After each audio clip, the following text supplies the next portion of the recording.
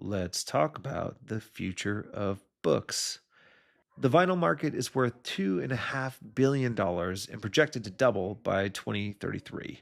The biggest buyers aren't boomers reliving their youth. No, it's Gen Z. Kids who grew up on Spotify are spending $30 on a slab of pressed plastic that requires a dedicated piece of furniture to play it.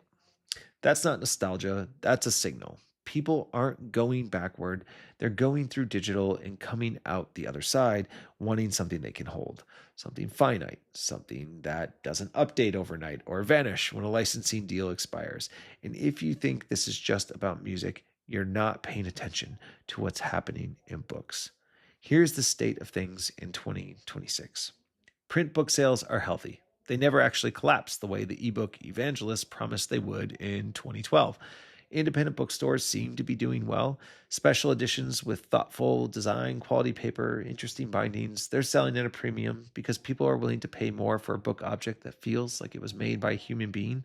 In a world filling up with AI slop, someone cared about this is becoming the most valuable thing a product can communicate. But here's the tension. The book as a format hasn't fundamentally changed in 500 years. Gutenberg would recognize what's sitting on your nightstand. I don't know if that's a good thing. Paper, ink, binding, cover, the content evolves, the stories evolve, the object is essentially frozen. And for a long time, that felt like a limitation.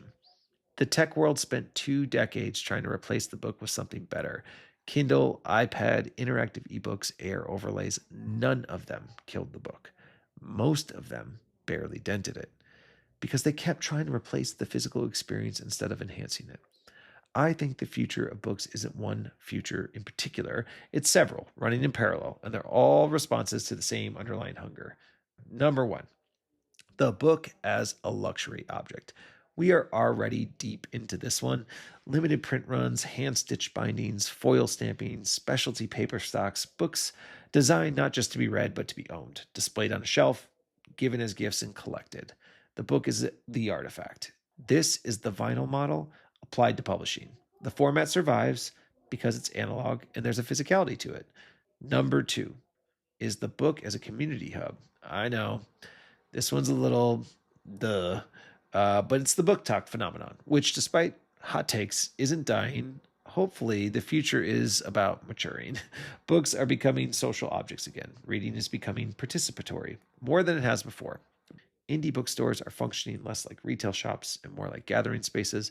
The book becomes the thing around which people organize, not just content to be consumed alone in bed. This one's less about the format and more about what happens around it, but it matters because it changes what publishers prioritize. Number three is the book as platform. This is where it gets interesting, and there's obviously some bias for me as the founder of a small publishing company that's doing this. The company I started, we make physical books with synchronized audio. We don't take existing novels and add a soundtrack. We design the ink on the page and the audio as a single piece, conceived together, produced together. What you see and what you hear are doing different jobs simultaneously. It's kind of like how cinematography and a film score aren't redundant, they're in conversation. We use computer vision and other signals via a smart device, like a phone or smart glasses, to track where you are on the page and play back the audio.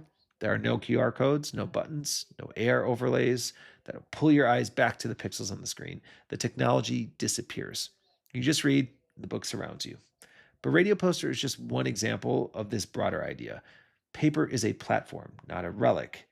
It's the kind of thing where you can embed invisible digital capabilities into a physical object without turning it into a screen or more and more pixels. There are inks that reveal hidden content from the warmth of your hand, conductive inks that respond to the touch. The raw materials exist. What's been missing is the design imagination to use them in ways that respect what makes paper good in the first place. Its weight, its stillness, its finite personality, I guess.